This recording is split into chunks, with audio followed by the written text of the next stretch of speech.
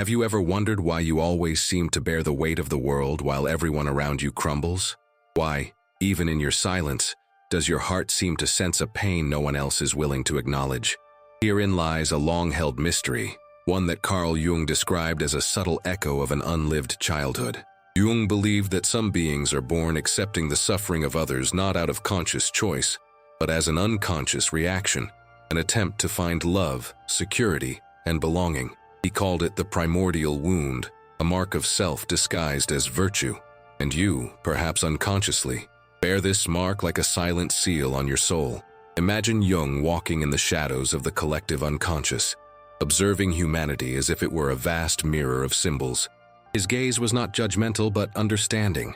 He understood that the compassionate, the one who feels too much, gives too much, and rarely asks for anything, is in fact the heir to an ancient trauma. They are the ones who learned from a very early age that love is conditional, and that to receive love, one must disappear. It is a prison without bars, built from acts of kindness.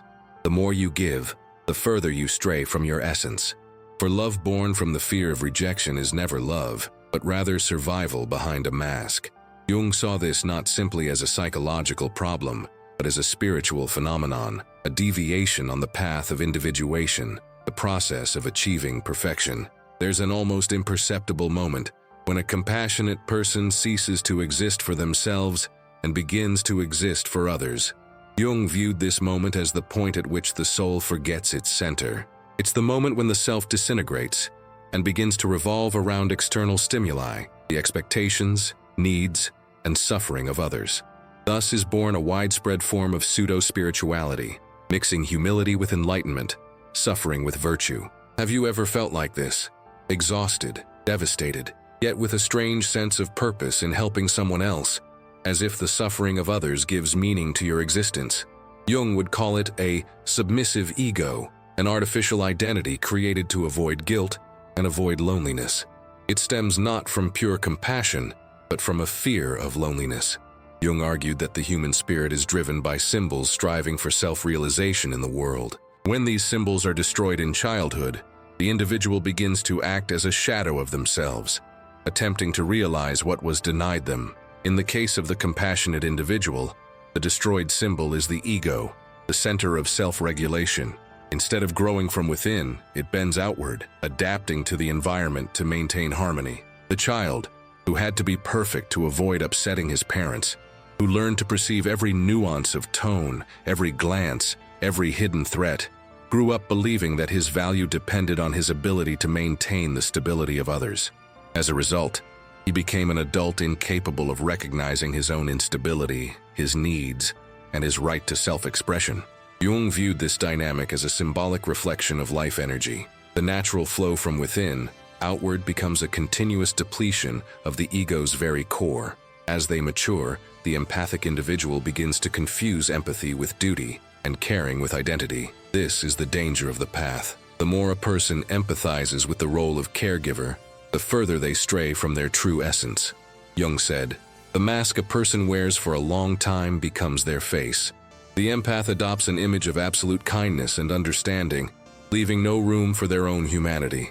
Suddenly they become someone who never makes mistakes, never disappoints, and never gets angry. But the unconscious cannot tolerate constant suppression, and it begins to penetrate the body, manifesting as chronic fatigue, pervasive anxiety, and a vague sadness. This is the soul trying to remember its true identity under the guise of usefulness. Jung called this the call of the unconscious, a whisper that, if ignored for too long, turns into a loud scream. Perhaps this is what you're feeling right now, a calling, a silent realization that living solely for others isn't virtue, but rather oblivion. Jung viewed this realization as the beginning of an awakening. He believed that every soul tested by the fire of excessive compassion reaches a breaking point, a threshold between slavery and individuality. When this breaking point is reached, something within you refuses to continue pretending. You begin to doubt your own worth, even when you serve no one. This doubt is dangerous because it threatens the entire identity built on goodness, but it is necessary. It is the first glimmer of hope for healing. Jung said, "No one becomes enlightened by imagining images of light, but by recognizing darkness. A compassionate person must delve into the depths of their altruism to discover what truly drives them. They must confront the truth. They often help because they fear being useless, understand because they fear being rejected, and give because they fear being forgotten. This realization does not console, but liberates. From it, a new form of presence begins to emerge. A presence that does not seek to earn love, but recognizes that love is already within. When this awareness awakens, the compassionate person ceases to be a prisoner of silent despair. They begin to act not for survival, but to express their authentic self, the unconditional spark that Jung believed existed within every person. But before this awakening, there's a chasm. Jung described this moment as the dark night of the soul, when the mask begins to crumble and the old beliefs that held the personality together begin to fade. It's a period of confusion, guilt, and emptiness, in which the empath feels they've completely lost their identity. The desire to save the other remains strong, but something even stronger begins to emerge: the desire to exist. This is the point that separates the unconscious empath from the being undergoing individuation.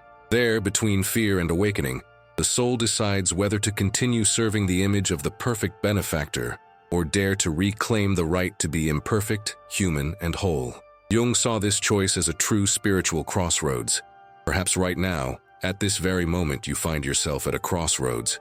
Perhaps you've realized that all the compassion you offer the world is merely an attempt to compensate for compassion you never received. Perhaps you're tired of enduring pain that isn't yours. And if so, Jung would say you're ready to begin to understand that your sensitivity isn't a gift meant to heal the world, but rather a call to self-healing. An enlightened, compassionate person isn't one who absorbs everything, but one who recognizes what affects them and returns to the world transformed. True compassion, as Jung said, comes from the whole self, not from guilt disguised as love. So, a new beginning awaits us. An empathetic person, seeing themselves in the mirror of their fatigue, begins to sense a change. They still feel, still care, but a new impulse emerges: to protect their inner space with the same devotion they show to others. It's as if the soul, after decades of silence, says, "Now it's my turn." Jung called this moment the return of the I, the moment when the divine spark within us begins to reclaim its rightful place at the center of the psyche. So if you hear this call, know that it is not from without. It is an echo of Jung himself, reaching across time to remind you of what you may have forgotten. Love is not an immersion in others, but a return to oneself. For the world needs not emotional martyrs, but whole souls. And this is where the real journey begins. It's almost hypnotic to observe how some people are constantly drawn to the role of all-encompassing caregiver. Those who support everyone, who notice the smallest details of another's pain, who understand even before they listen. Perhaps you know someone like this. Perhaps you yourself are one. These are people who seem to possess a hidden radar for recognizing suffering.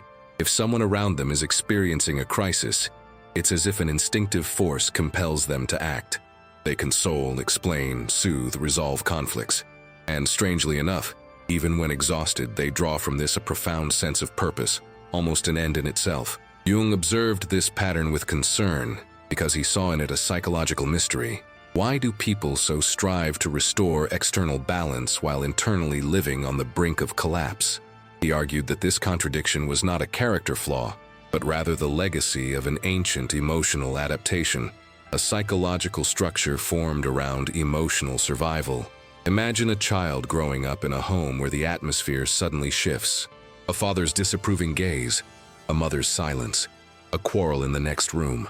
The child understands that attention and care can transform tension into peace, that a simple gesture, a kind word, a gentle smile are enough to restore calm in the home. At that moment, something within them silently learns a lesson. If I take care of others, I will be safe. Jung viewed this unconscious learning as a contract made early in life, a psychological protective contract that remains in force throughout life. But over time, the environment changes, but the contract remains.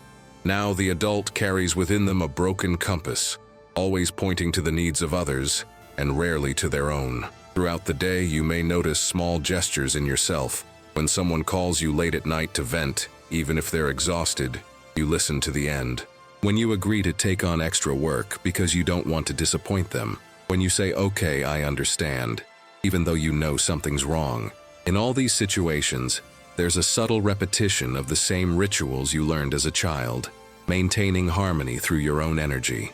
Jung said that the unconscious is like a stage where old stories are played out, and that an empath often lives like an actor who doesn't realize the play is ending, yet still performs their role flawlessly. There's something both beautiful and tragic about this. Beautiful because it stems from a genuine yearning for love, and tragic because this love is always directed outward, never inward. Jung said there's no force more destructive than distorted virtue. Compassion, when it stems from guilt rather than freedom, becomes a prison. The more a person tries to help the world around them, the more empty they feel inside. It's a self-perpetuating dynamic. The compassionate person gives because they need to feel needed, and this need prevents them from recognizing their dependence. It's a closed energy system, fueled by guilt, fear, and attachment. Jung saw this structure as the perfect image of what he called autonomous complexes, psychological fragments that control consciousness and lead a person as if hypnotized. There are common stories that vividly illustrate this idea. A friend who always offers advice but never takes it. A sister who mediates family conflicts, unwittingly assuming responsibility for everyone's well-being. A colleague who always helps others meet deadlines, neglecting her own project. Each of them, in one way or another, believes their value lies in ensuring the smooth running of the team. Jung says this is the unconscious operating in compensation mode. A person tries to externally maintain the harmony they lack within, but this attempt gradually distances them from their true self. The soul, hidden behind altruism, gradually fades. Then comes a moment, what Jung called the saturation point, when this structure begins to crumble. One day, a compassionate person wakes up and realizes they no longer feel anything. The compassion that once moved them seems to have dried up. The exhaustion ceases to be physical and becomes existential. They look at the people they love most and secretly feel anger. Anger because they are always the one who understands, the one who compromises, the one who is always there. But anger frightens them, so they suppress it until it returns as guilt. This alternation of exhaustion, anger, and guilt, a cycle that Jung identified as a clear sign that the unconscious is trying to restore balance to the system. The body begins to express what the mind avoids: insomnia, inexplicable pain, emotional crises, constant emptiness that no external achievement can fill. The soul begs to be heard. At this point, Jung advances a disturbing idea. He argues that obsessive empathy is not just a personality trait, but an unconscious act of magic. By attempting to absorb the pain of others, the empath practices a kind of emotional sorcery, a hidden sacrifice made in the name of harmony. They neutralize external tension by absorbing it from within, but no body can bear all the burdens of others. One day, this magic backfires. The heart begins to feel the weight of emotions that do not belong to it. At this point, Jung argues, the soul begins to demand transformation. Nothing else works. No attempt to please or heal others brings results. Then the empath must take the step they fear most, withdrawing within. But egocentrism is dangerous. Reviving the essence of the self means breaking the childhood contract that guarantees love through caring for others. Jung saw this as a truly heroic act of the psyche, betraying the role the unconscious itself created for survival. It is a kind of symbolic rebirth. A being formed to satisfy needs dies so that an authentic being can be born. There is pain in this, but also liberation. Behind the flood of goodwill, behind the chronic fatigue and constant need for approval, lies something more ancient, the primordial spark of self. When an empath begins to listen to it, they realize that their sensitivity is not judgment, but a tool of awareness. It exists not to measure the pain of others, but to guide their own growth. But this realization comes with a shock, because it shatters the idealized image the empath had created of themselves, an image of goodness, understanding, and purity. Suddenly, they are forced to confront the possibility that their empathy was also a means of escape. And here, the story begins to transform. Jung said that every soul has a turning point, a moment when pain ceases to be punishment and becomes insight. A compassionate person who recognizes their exhaustion is not a failure, but rather an awakening. Crisis is a prelude to restoring balance. When a person finally understands that the harmony they seek to create externally must first exist internally, the old pattern begins to lose its power, not because those around them change, but because their own way of interacting with the world changes. They begin to help not out of necessity, but by choice. They begin to listen not to correct but to understand. They begin to love without erasing themselves. Jung believed that every genuine transformation stems from truth, acknowledged and accepted without reservation. The empath's truth is simple and powerful. They have learned to love in order to be loved. Until they acknowledge this, they will continue to try to heal others, thus avoiding facing their own wounds. The moment they accept this truth, the burden begins to lift.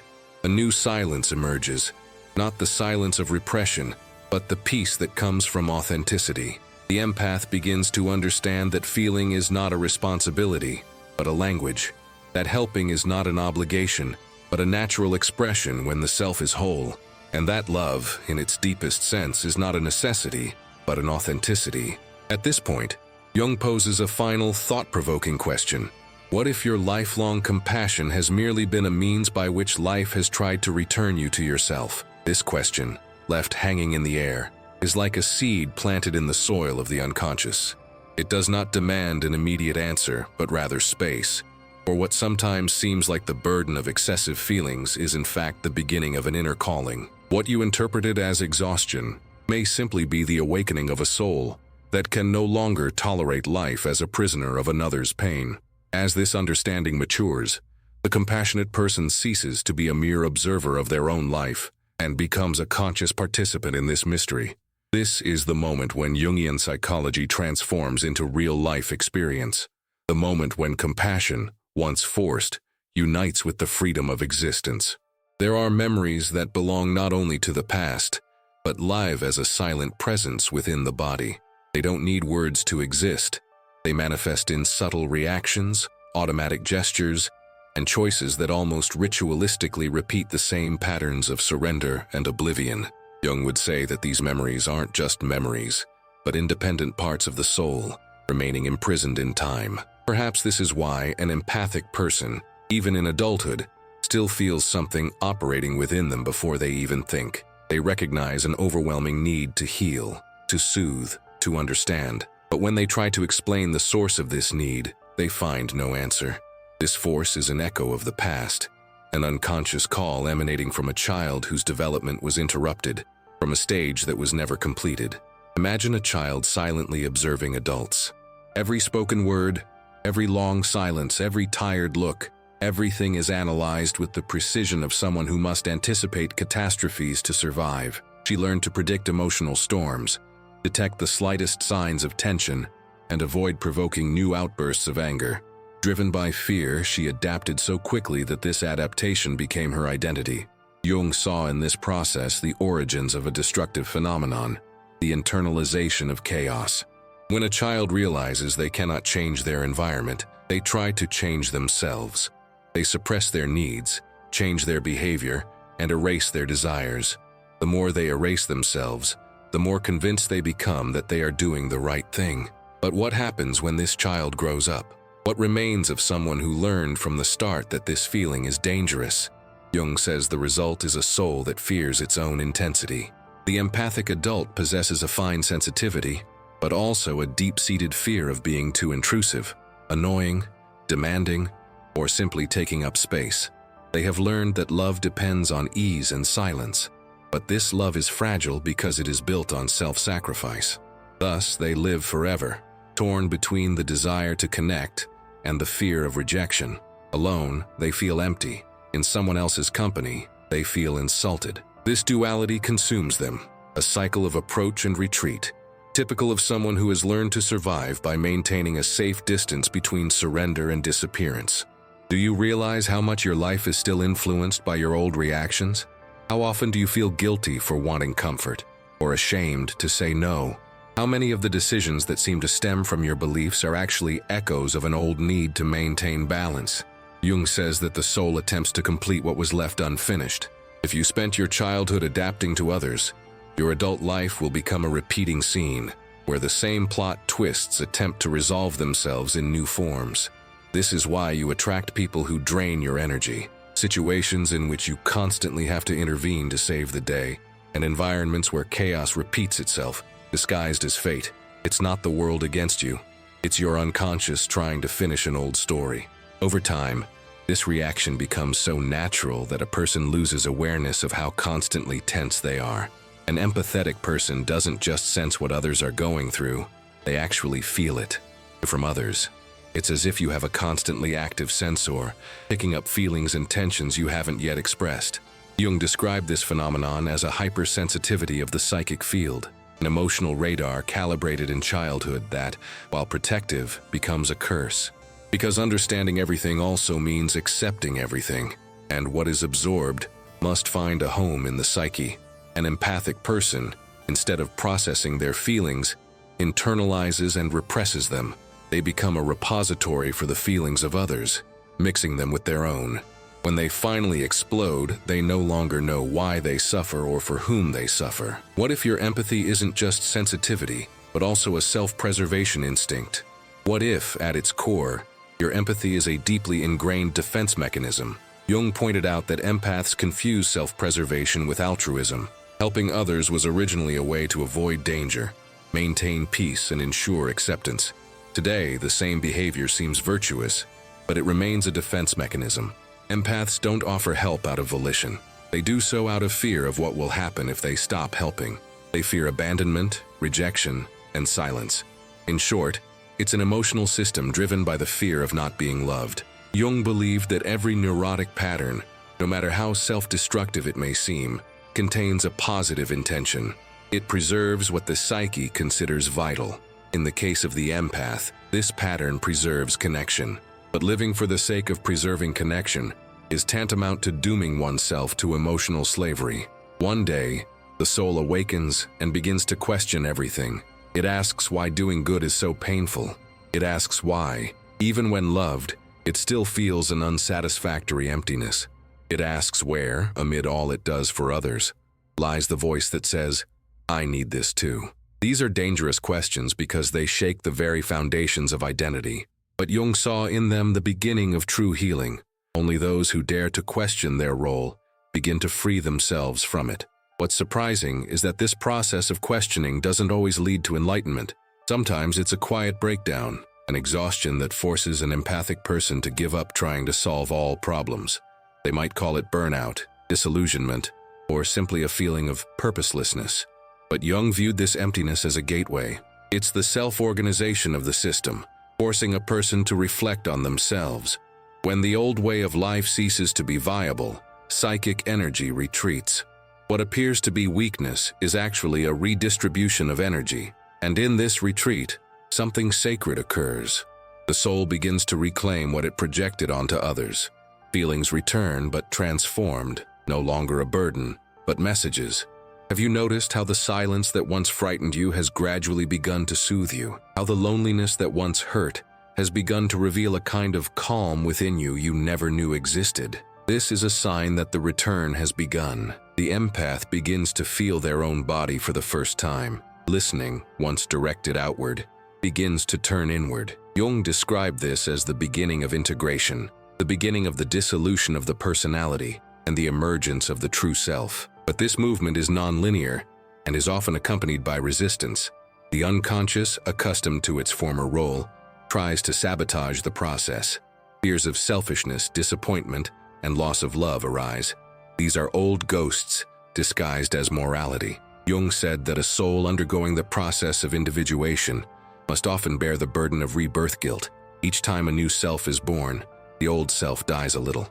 The person undergoing the transformation feels this grief acutely, as if betraying a part of themselves, abandoning the ideal of goodness that gave them meaning in life. But this is merely a shedding of skin. Those who were preoccupied with survival gradually learn to care for life. This distinction, however subtle, changes everything. Love ceases to be a compulsion and becomes a choice. Caring ceases to be a duty and becomes a natural expression of being. At this moment, something strange happens. Those around you notice the changes, even if they don't understand them.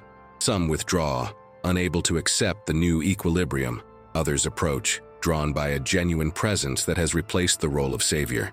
Jung called this a psychological reorganization of external reality. When the world begins to reflect the degree of inner integrity, the empath stops being drawn to drama and begins to seek exchange.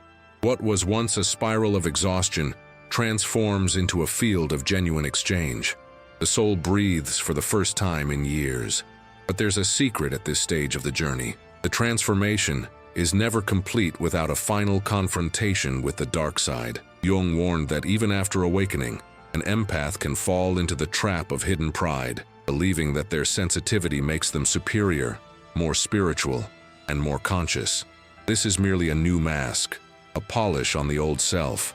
True awakening occurs when a person realizes there is no glory in feeling more, no virtue in giving without limit. Rather, responsibility lies in self-realization. This realization removes the final veil of self-deception and brings one closer to true freedom, which comes not from control but from presence.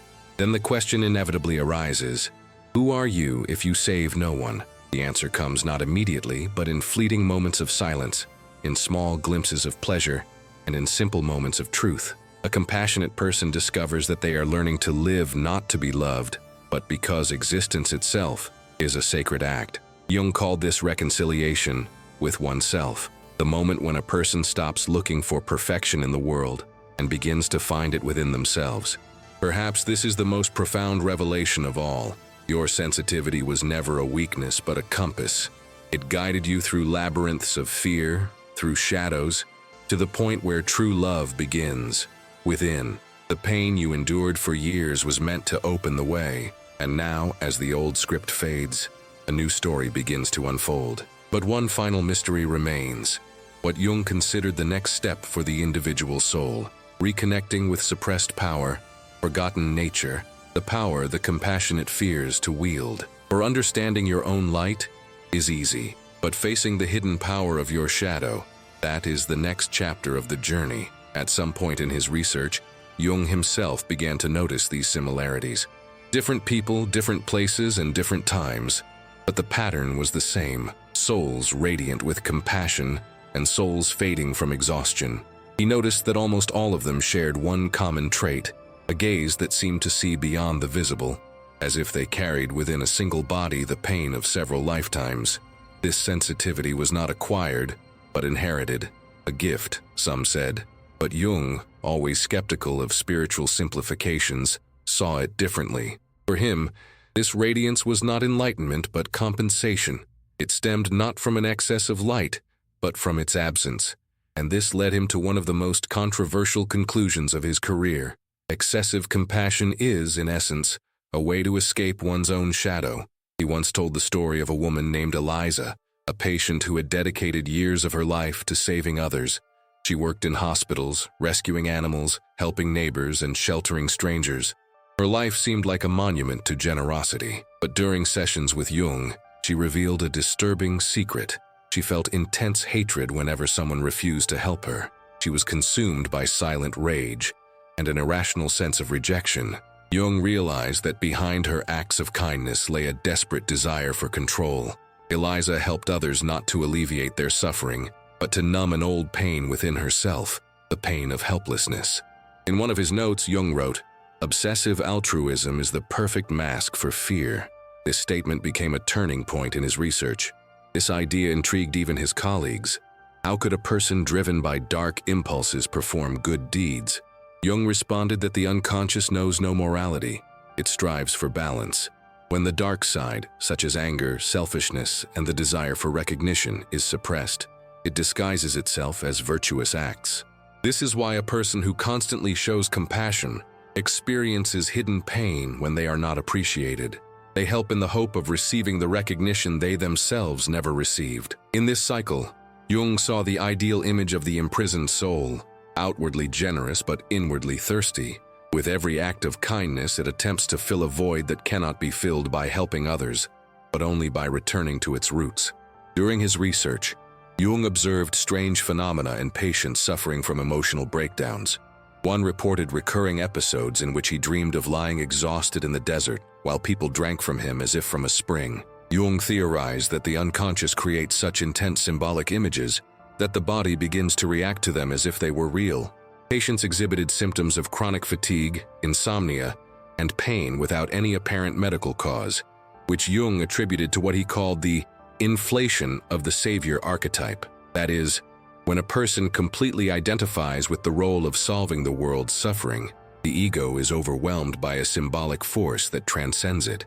The stronger the identification, the more rapid the breakdown. It's astonishing how this same dynamic can be replicated today on a collective scale. Jung didn't live in the age of social media, but he accurately described what we see there. People competing to appear more empathetic, more conscientious, and more heroic. He called this personality spirituality, the need to appear good, even at the expense of one's mental health. What we call virtue, he called public compensation for the collective shadow. People radiate light so that no one will see their darkness. And the empathetic, without realizing it, become the preferred targets in this game. They are the most exhausted by trying to correct a world that deep down projects its own shortcomings onto them. Jung was once invited to observe an experimental group studying telepathy. Among the participants was a young woman who claimed to receive messages from strangers, sharing stories of their suffering.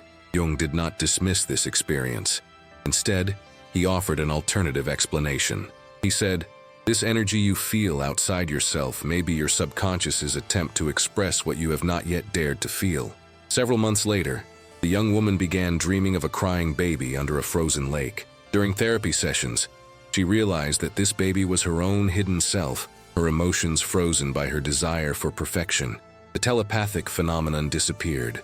In place of the other person's voice, her own voice appeared. Jung interpreted these events as symbolic proof that the empath, while attempting to endure the world's suffering, is in fact fleeing from connection with their own inner self. But why does the soul act this way? Why does it choose the path of excess light when it could simply embrace the shadows it carries? Jung believed that the true driving force behind this dynamic is the fear of one's own power. The sympathizer fears their own influence. They learned early on that excessive enthusiasm causes pain, that expressing anger destroys connections, and that demanding personal space is dangerous. Therefore, the sympathizer suppresses their creativity, their drive, and their ambition, forces of the same nature as anger, but directed toward life. When these impulses are suppressed, they transform into obsessive altruism. The sympathizer becomes someone who acts, but never acts in their own interests. It's a cunning way to deny their inner passion, and no one does it without consequences. In one fascinating passage, Jung compares this process to static electricity. He says that repressed emotions accumulate a charge, a kind of undischarged energy. When this energy reaches its limit, something is bound to happen, often manifesting as coincidences, dreams, or even unexpected encounters. He cited examples of people at the height of emotional exhaustion who suddenly began reaching out to strangers with similar problems. For Jung, this wasn't just a coincidence, but rather synchronicity. The subconscious, tired of waiting for someone to listen, creates external conditions to force itself to acknowledge the problem. When a sympathizer rescues another, they are, in essence, trying to rescue a missing part of themselves, and life responds, offering its own reflections. This is perhaps the most disturbing turning point, because it means that every draining relationship, every exhausting encounter, every cycle of depletion has a symbolic purpose, to reflect what needs to be integrated. Jung said, "What does not reach consciousness returns as fate." This explains why you attract precisely the type of people you say you want to avoid, why you keep repeating relationships in which you give everything and receive little. This is the unconscious writing messages into life's scripts, trying to show that the enemy is not outside. The other person is a mirror, nothing more. When this awareness finally touches the soul, everything changes. The energy that was directed outward begins to return. The empath begins to notice that the problem was never sensitivity. The problem was forgetting one's inner center. But tension inevitably arises in this transformation. As soon as the empath begins to withdraw, the world reacts. Those who benefited from the previous dynamic try to return them to the role of caregiver, calling them cold, distant, and selfish.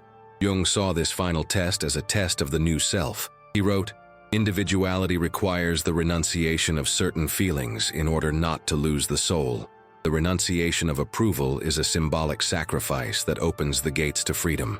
And when the empath passes this stage, a paradox unfolds. They begin to understand the other more deeply, not because they renounce themselves for the sake of the other, but because they finally know themselves.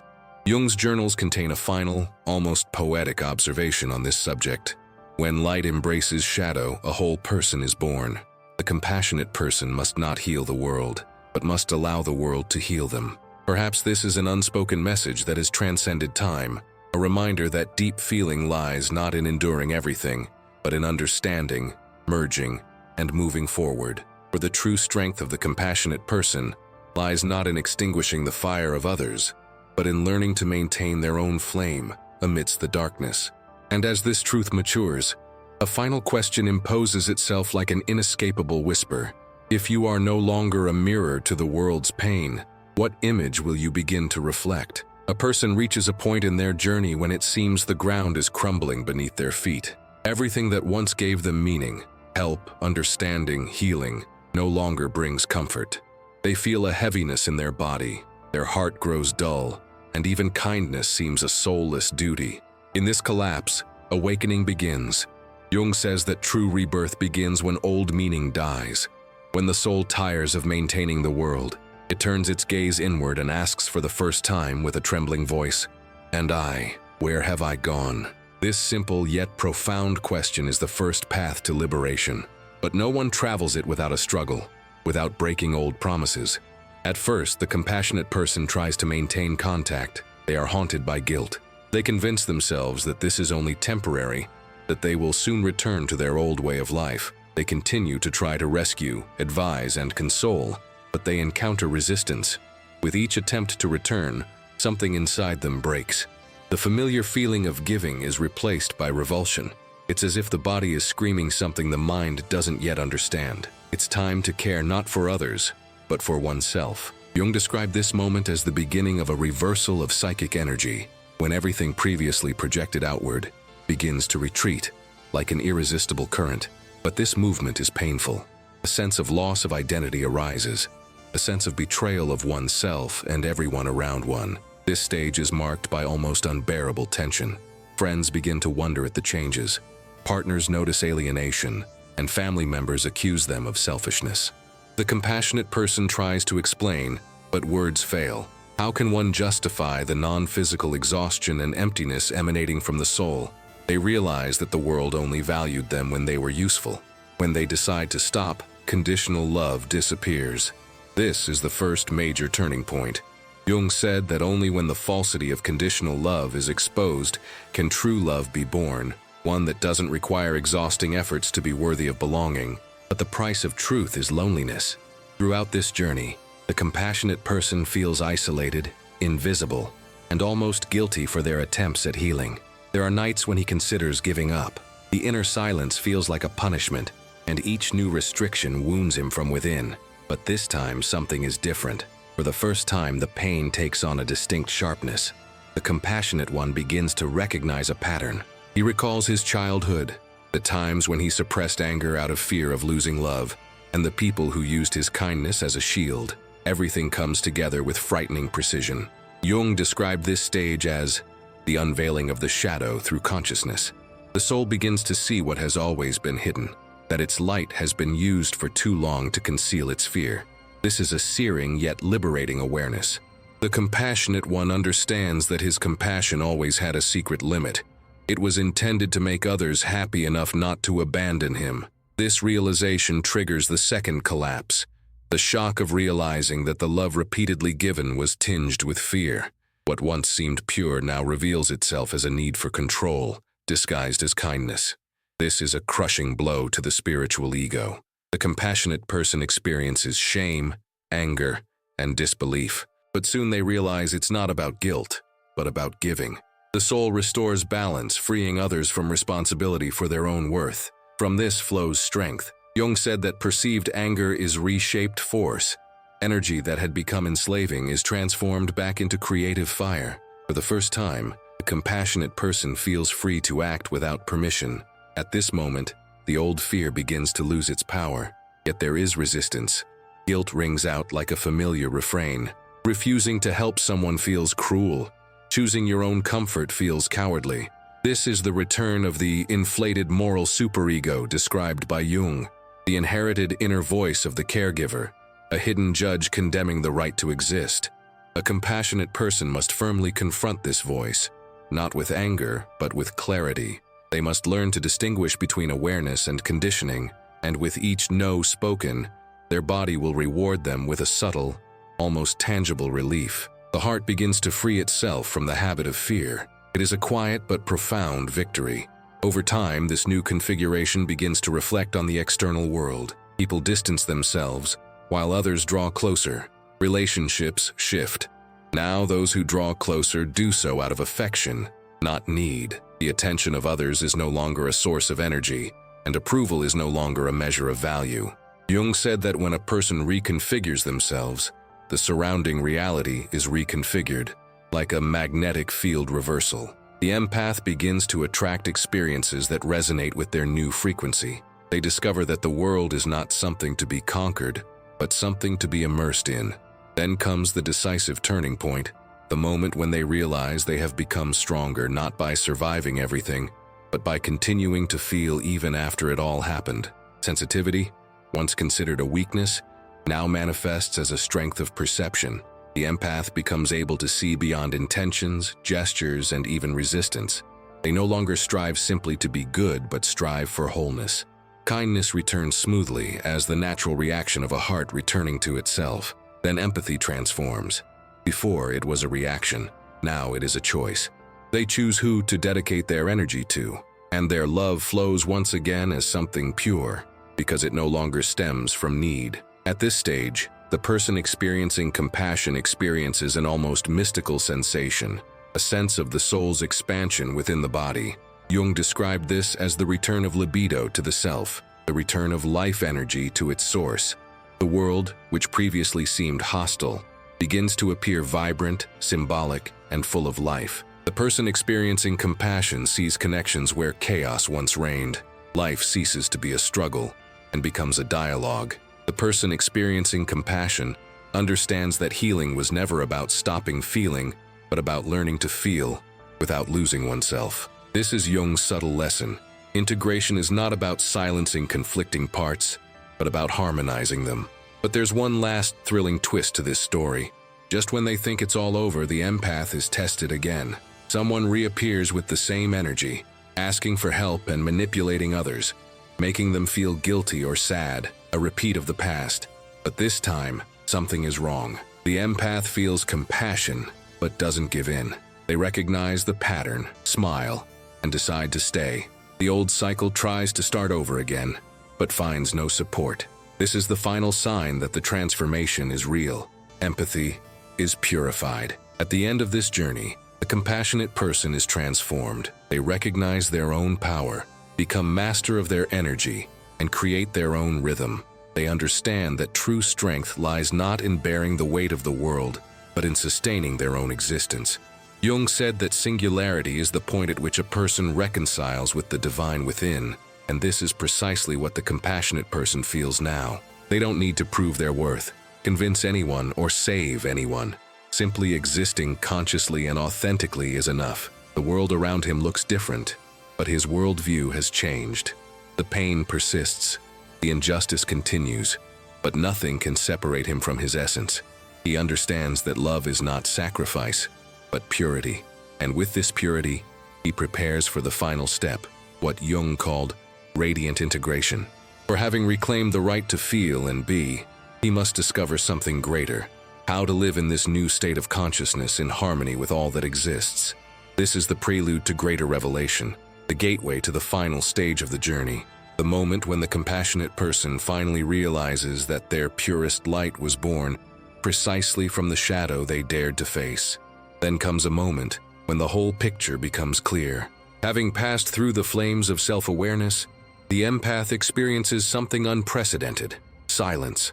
Not the silence of exhaustion, but the silence of presence. This is the very silence that Jung described as the voice of the I. When the scattered ego returns to its center, there is no need to prove anything, no need to triumph. The soul, which for years lived in a struggle between service and existence, finds peace. This peace is not stagnation, but preserved strength. This is the moment when empathy ceases to be a compulsion and becomes a conscious choice. The empath now understands. They were created not to extinguish themselves, but to illuminate with wisdom, and this changes everything. When energy returns to its center, perception shifts. The empath begins to see the world as a living system, where every movement, every feeling, and every silence have meaning. They understand that balance is achieved not by controlling chaos, but by learning to harmonize with it. Jung said that life is inherently contradictory. Light and darkness coexist, and compassion and firmness must go hand in hand. The old tendency to self-criticize excessive feelings disappears, giving way to curiosity, and suffering, which once seemed like punishment, turns out to be a great teacher. The empath understands that every exhaustion, every crisis of guilt, every suppressed anger was actually a hidden lesson, a map that led them to themselves. In this state of consciousness, the empath returns to the world, but they return transformed. They no longer speak to be heard, but to express themselves. They help not to be loved, but because they see love in you. Their gaze changes, their touch changes, even their silence changes. Those around them begin to sense something difficult to describe, a profound peace, the presence of someone who has been through their own hell and returned bearing a radiant light. Jung believed that this would be the role of the new healers of the soul, not those who heal others to escape themselves, but those who heal themselves and spread balance with their presence. Each healed empath becomes a silent turning point in the collective fabric, and thus, gradually, the world begins to change. But it's important to understand that healing isn't a final goal. It's an ongoing process, a state of loving awareness. The unconscious doesn't become silent, it simply learns to engage in dialogue. Sometimes an empath may feel guilty for giving too much, for listening too much. The difference is that they now perceive the process as it unfolds, and this awareness saves them. They no longer fall into the same traps but gently observe it. This emotional maturity is what Jung called individuation, the moment when a person stops seeking the approval of others and is guided by their inner truth. Then the empath becomes their own master, and their empathy ceases to be a shield and becomes a mirror. At this new stage, daily practice becomes both simple and effective. Say no when your body says no. Respect your rest. Distinguish between helping out of love and helping out of fear. Take breaks without excuses. Celebrate small internal victories, like the moment when your heart finds peace despite the disapproval of others.